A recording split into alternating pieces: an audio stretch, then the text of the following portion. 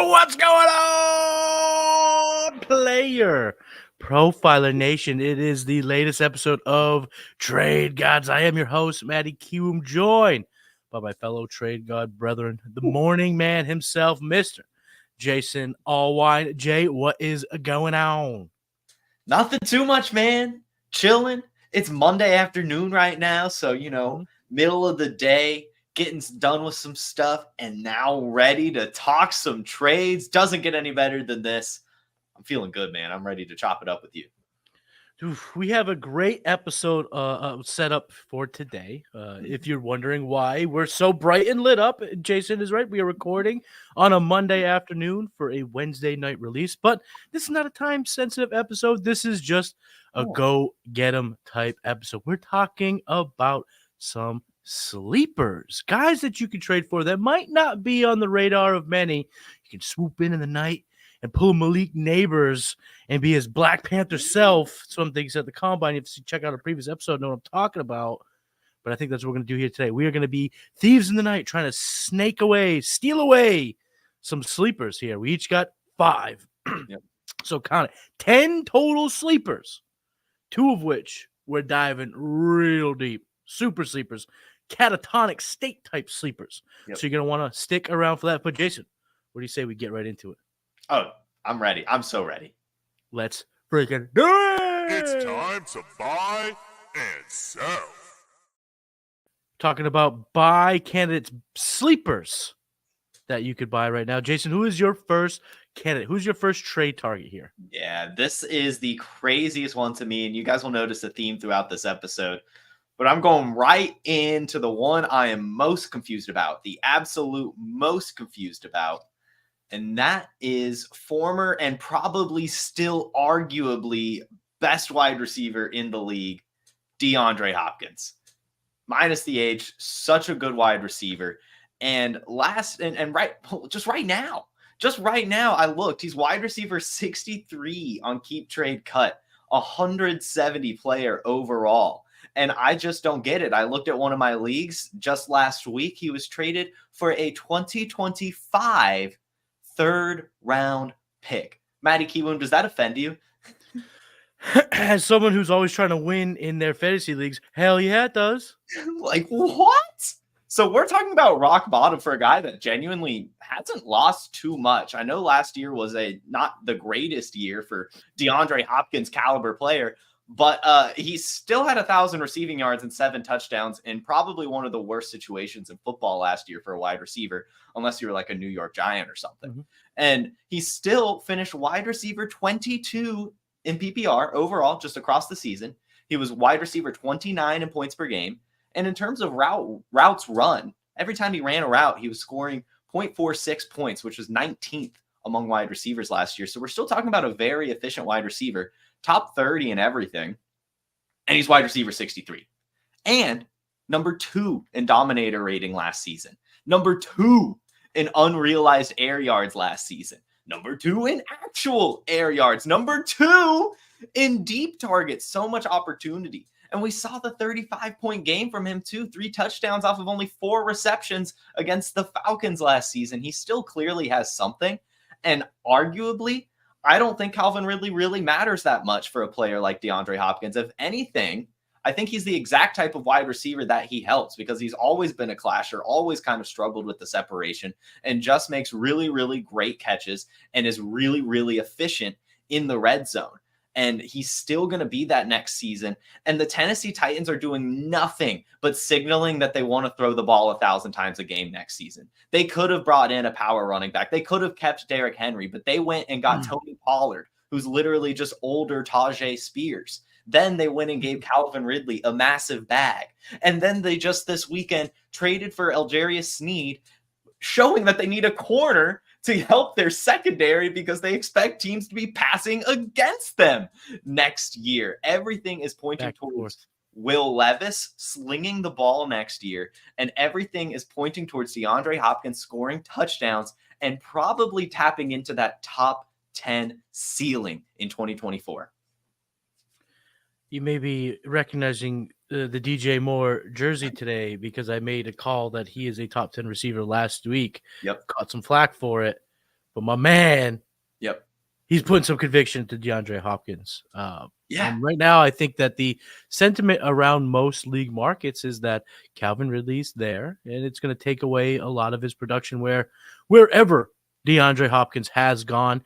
He has been the unequivocal alpha. Give me all the targets. Give me the lion's share of the reads, all of that stuff. So I do not believe Calvin Ridley means death to the ceiling of DeAndre Hopkins. So I'm not going to give you a lot of pushback there. Matter of fact, I'll just go right into who my first buy sleeper, and that's Will Levis, Boom. quarterback of the Tennessee Titans, because you just laid out most of what I was bringing to the table of why I think he's such a sneaky buy, such a sleeper to buy right now, is that they're going to be willing to chuck the rock a ton. Last year, the Tennessee Titans were 30th in team pass plays per game. Well, Callahan comes from the Cincinnati Bengals. Yep. Last year, the Cincinnati Bengals was 8th in team pass plays per game and played half the season with their backup. So, yes, I do believe that Callahan is coming into town to get ready to chuck it, and I do believe that Will Levis has a special arm. Last year, he was first in air yards per attempt and in second amongst qualified quarterbacks in deep ball catchable rate. So he has the arm talent. Now he has the weapons. And in a couple of weeks, we will see who the Tennessee Titans select at 7th overall. It sounds like it'll be either a pass protector or a pass catcher. Just another indication that Callahan and the Tennessee Titans are ready to unload a passing barrage with Will Levis. So if you're trying to buy a receiver, Jason's saying buy DeAndre Hopkins, and I think everyone should be all over buying Will Levis. He is a sleeper right now on Keep Trade Cut. He's quarterback 23, 86th overall in Superflex. People are not looking at him as a second-year breakout candidate. I can tell you that most league markets. I kind of have Will Levis, and I never wavered on him. That's why I don't have a really chance to buy, particularly in my leagues, but you should in yours. So Tennessee Titans, a couple of sleepers to be on your wish list. Jason, who is your second buy candidate today? Okay. I'll go ahead and go to my quarterback. It's a quick one, and it's the starting quarterback for the Las Vegas Raiders, Gardner Minshew. Right now sitting at quarterback 34, 176 overall on Keep Trade Cut. Super, super cheap. Basically about the same value as Aiden O'Connell, who I think he'll win the starting job over. And I mean, the Raiders may draft a quarterback, but the ones they're tied to are the ones that has underperformed at the Senior Bowl and underperformed at the Combine with Michael Penix and Bo Nix, who both are probably going to take some time to sit for a year. And Gardner Minshew, we just saw last season play really, really, really well. And really, the Raiders were a simple quarterback away from some decent success last season. And Gardner Minshew is exactly that 13th in completion percentage versus man last year, 5th in completion percentage versus zone. So efficient against both defenses, was 11th in QBR. Literally, what else do you want from a game managing quarterback? And he was doing it quickly too. The Colts finished 3rd in pace of play last year. It was a fast offense, and he was still doing all of this. And if you look at just the rest of his metrics, I mean, he's like top 20, top 25 and everything. I'm not saying he's like a top 10, top 15 quarterback, but this is a guy that can definitely be your QB3 in Superflex, a guy that you could get for basically nothing right now. And probably you're going to be able to start him some weeks. I mean, this is a guy who's going to be throwing to Devontae Adams, Jacoby Myers, Michael Mayer. All three of those guys are the perfect pass catchers for a quarterback like Gardner Minshew.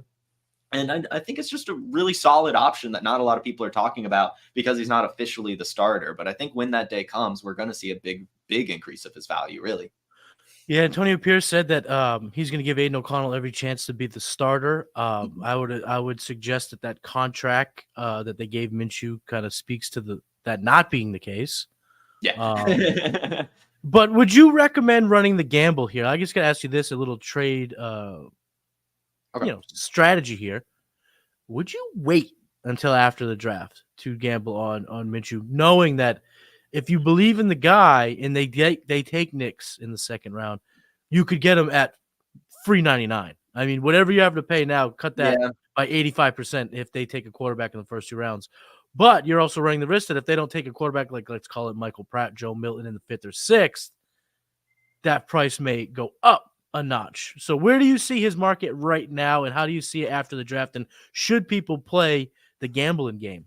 I mean, I don't know. I really don't know how much further he can drop, to be honest. Like, if I pull up Keep Trade Cut, like, I mean, I think really the quarterbacks that would jump him would be the rookies that get picked, right? If I remember correctly. Probably.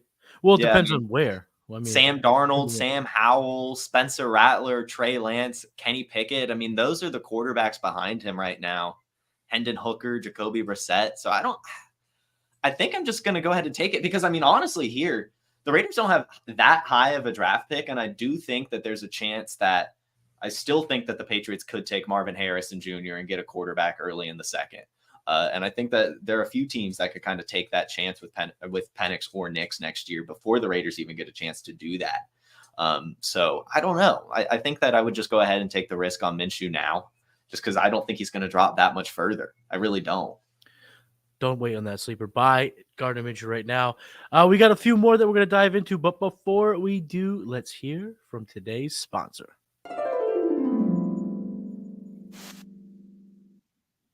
This episode is brought to you by PlayerProfiler, the Dynasty Deluxe package. The rankings are the best in the industry. It includes strategy mode where you can say, hey, change the rankings to be win now. Oh, change the rankings to be productive struggle. There's also a draft planner to help to strategize where you should take players because the draft planner also includes ADP. There's a trade finder where we look up on My Fantasy League and we see trades that are done, including a particular player. Then there's a trade analyzer where you can plug in draft picks, players, and we assign a lifetime value to draft picks out 5 years. The best thing about our trade analyzer, it can't be gamed with volume. And there's mock draft data to see right now what's the market for player X versus player Y, including in the fall when very few mock drafts are happening. And our Dynasty Guide, the Dynasty Dominator, would cost you $10 on Amazon, but you get it for free with Dynasty Deluxe, and you get our Rookie Guide for free, a $25 value. So you get all of that for $45. I mean, it's a great deal.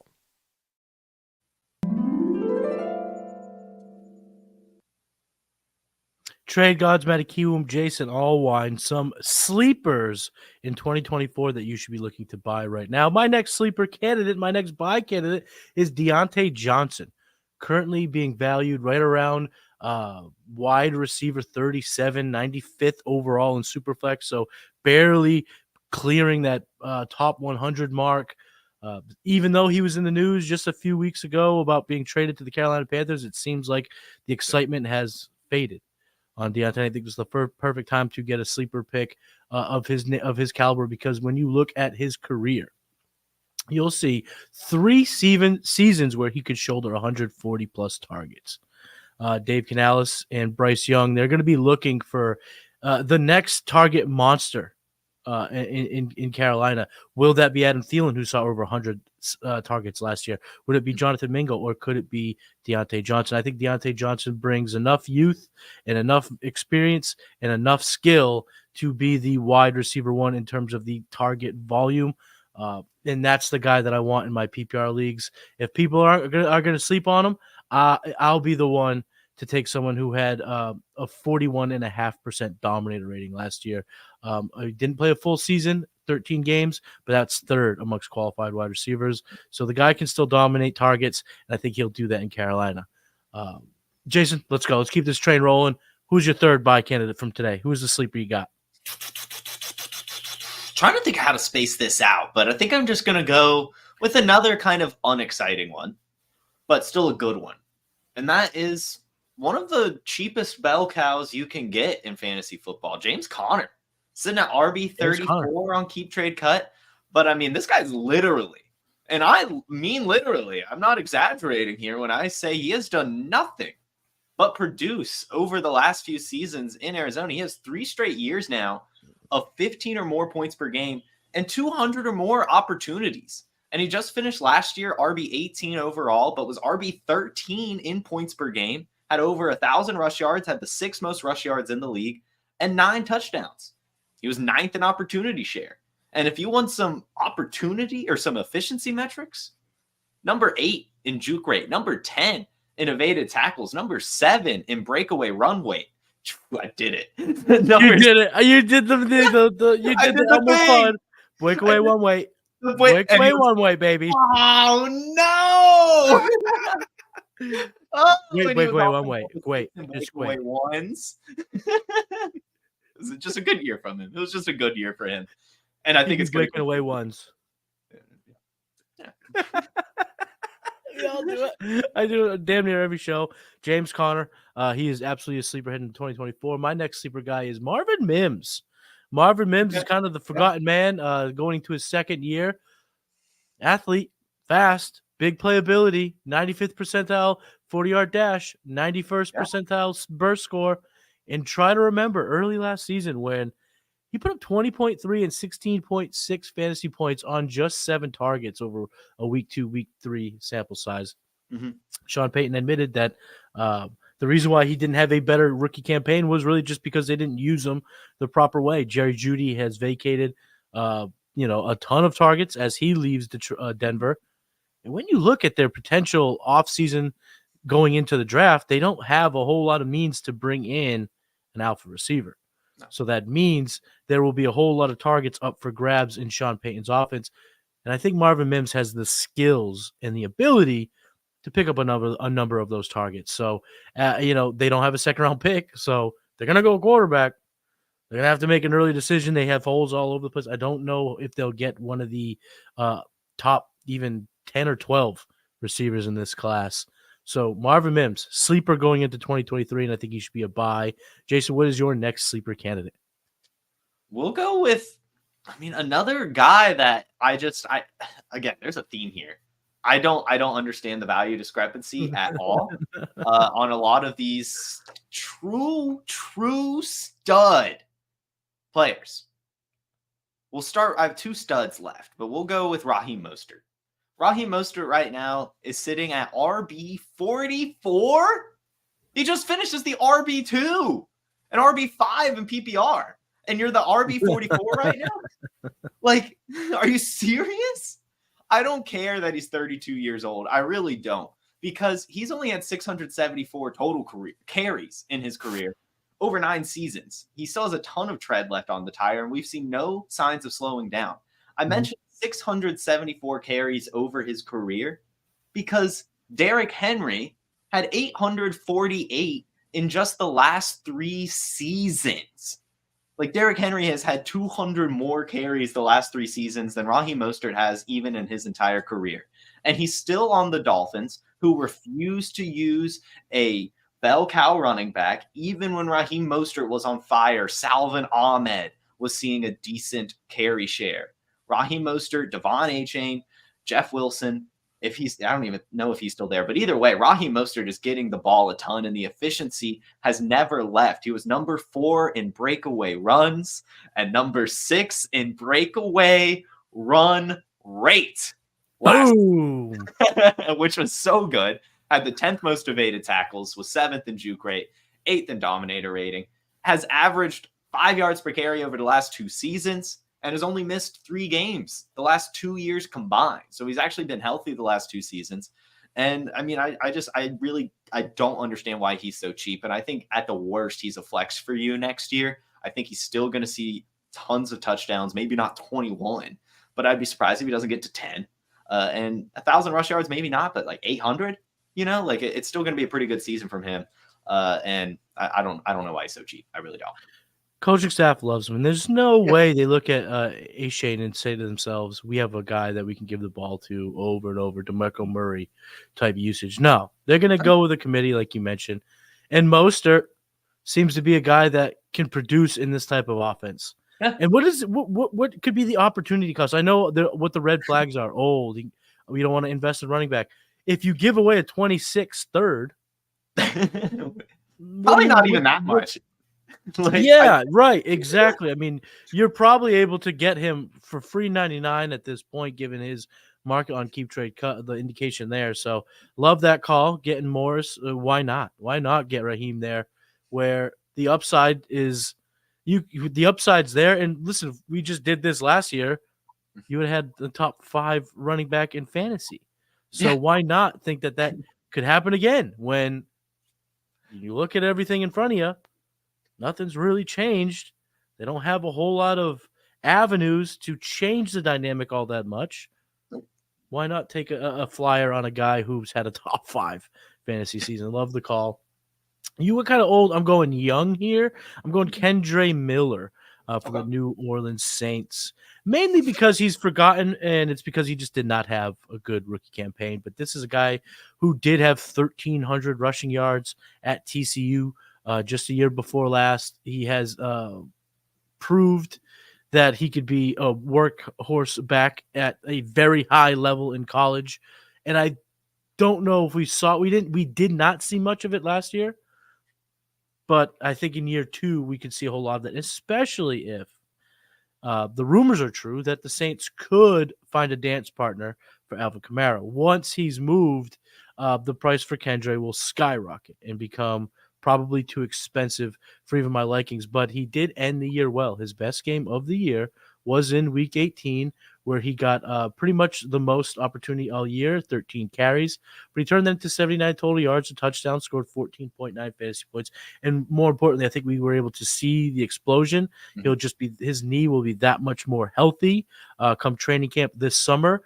And he's the type of player that once people's radars go, oh yeah, I forgot, bing, Kendre Miller, the price will just kind of creep up. And then if a trade of Alvin Kamara happens, boom, you're looking at a running back that you're not going to want to acquire because the price will be just too high. So given the price point in which you could get some Kendre Miller on your dynasty rosters, that's why I think he is a sleeper with a tremendous upside in a number of different paths going into 2024. Kendre Miller of the New Orleans Saints. Jason, what is your next sleeper for 2024? Can I ask you to go again? You want me to double dip? Can you double dip? I kind of want to. I've got a good one. You're going to say, okay, so, well, you know me. You know I love breaking the fourth wall. Have no problem with it. Matter of fact, on the latest episode of The Game Plan, make sure you check that out with my man Memphis Young. He called me the Deadpool of Dynasty because I like to break the fourth wall, and I will use that forever because I love Deadpool. He is the coolest. So breaking the fourth wall, we said we're going to do 4 and 4, and then each have a super deeper, right? Yeah. So you have a super duper deeper, so you want to end it with your super duper deeper. So I will I'll hit the ground run. I'll go now. No, you got it, because my guy's not the super super deeper. Mine, I already kind of gave my super super deeper. You gave your super duper deeper, dude. I'm sorry. We're supposed to save our super duper deeper. I just thought we were supposed to have one. Oh my bush! No. I was saving like the best for last, you know. Okay, well, you're gonna end this whole show now with your best, and now the pressure's on. The pressure's on, Jason, because you've used your super deeper sleeper.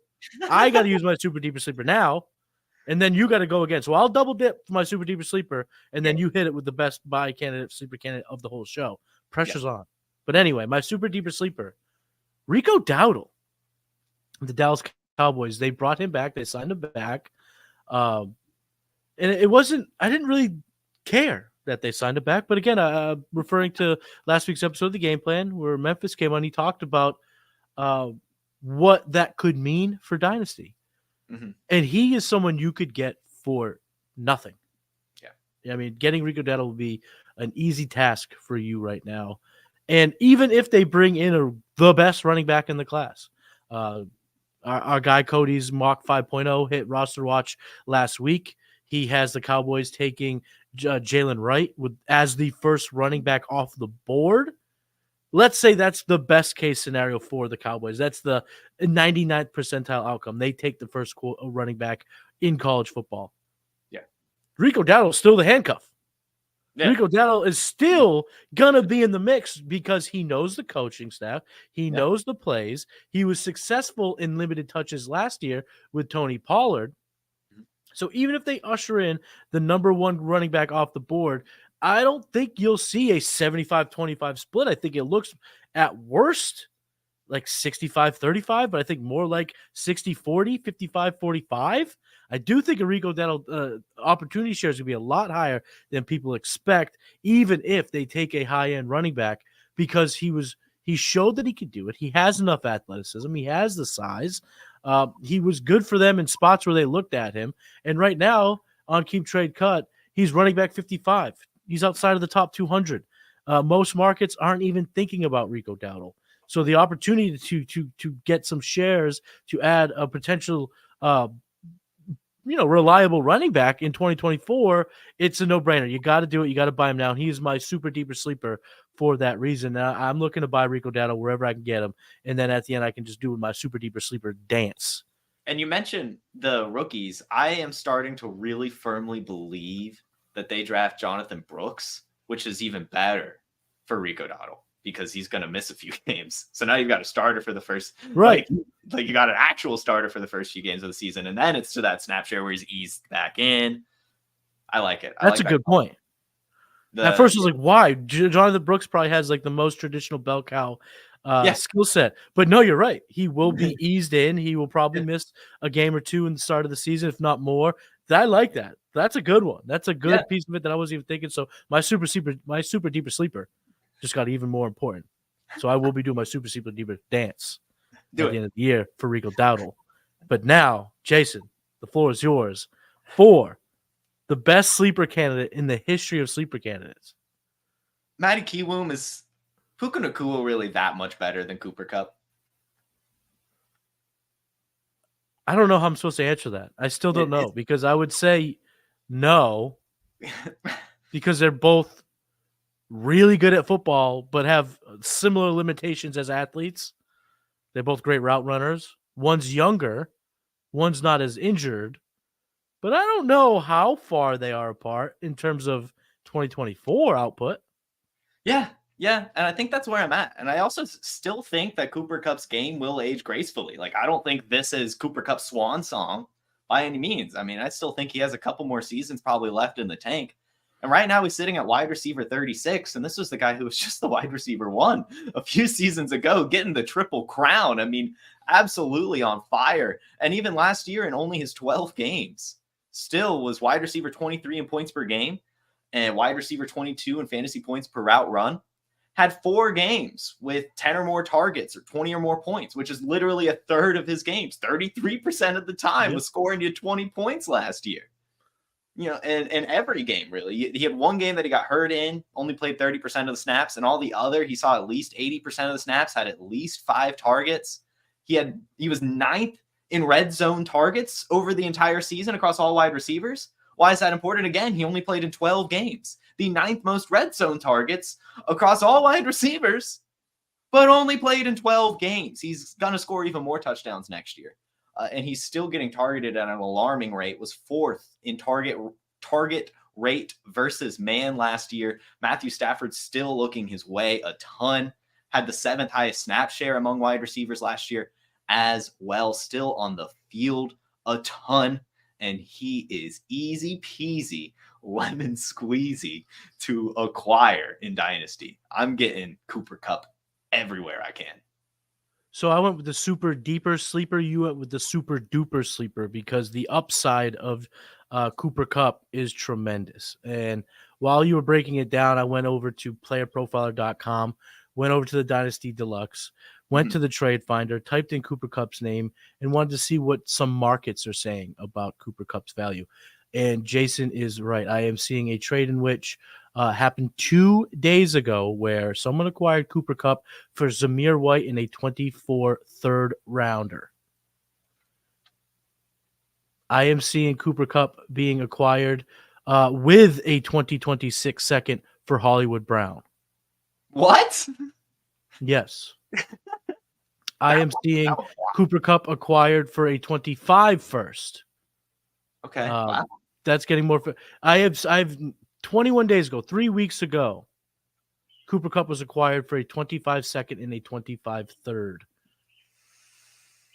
The market is kind of down on Cooper Kupp, and he is a super duper sleeper.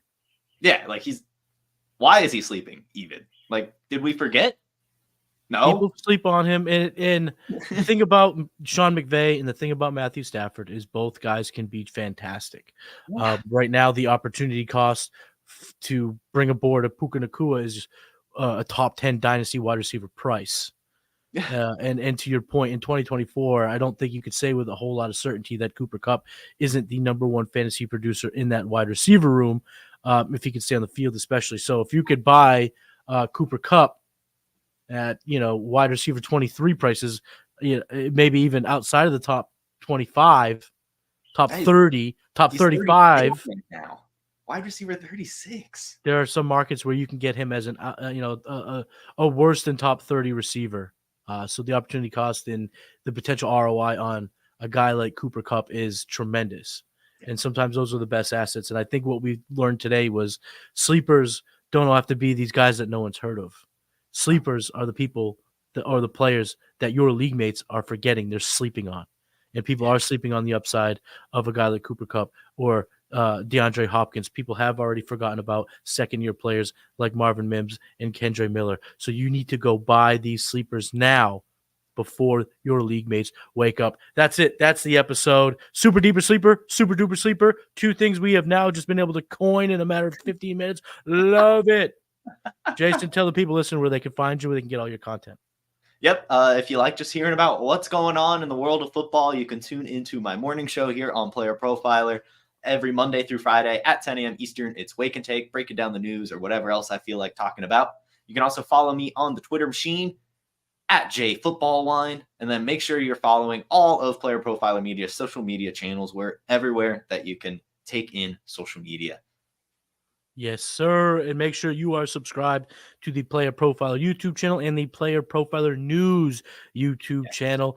NFL Draft House is coming up. We are going to have so much great content. You're going to want to put those notifications on. You're not going to want to miss a single minute of what we're doing, because I've said it once and I will say it a million times. Player Profiler is setting a new standard for draft coverage amongst the fantasy platforms. We are fantasy guys at heart. We talk fantasy in our shows. We talk Dynasty, but the knowledge that we bring and the guys that we can bring together to talk football in general and break down the draft, it's second to none in the entire industry. So you're going to want to make sure you are subscribed to those channels. Put on that notification bell so you don't miss a single minute, and make sure that you like and comment on this very episode. Jason, I will have no problem answering questions, talking about your trades. So leave those comments here on the episode. Keep checking out all my shows. The Game Plan every Saturday. Futurecast is going to have another mock here soon. Blue Chips will be out. A new episode will be out this week. And, of course, The Hurdle every Tuesday with Cody Carpentier. And if you just can't get enough of your boy, head over to thedraftrankings.com. He's Jason Allwine. I'm Matty Kiwoom. We are the Trade Gods, and we'll see you next week. Peace. From the Podfather to you, I deeply appreciate you tuning in. And many ask, what can I do? What can I do to help support the hosts, the research they do, the production costs? Go to playerprofiler.com, Dynasty Deluxe, World Famous Draft Kit, Rankings, DFS Dominator, and of course, data analysis. Subscribe to any one of those, and you support all of us and take Player Profiler to the moon.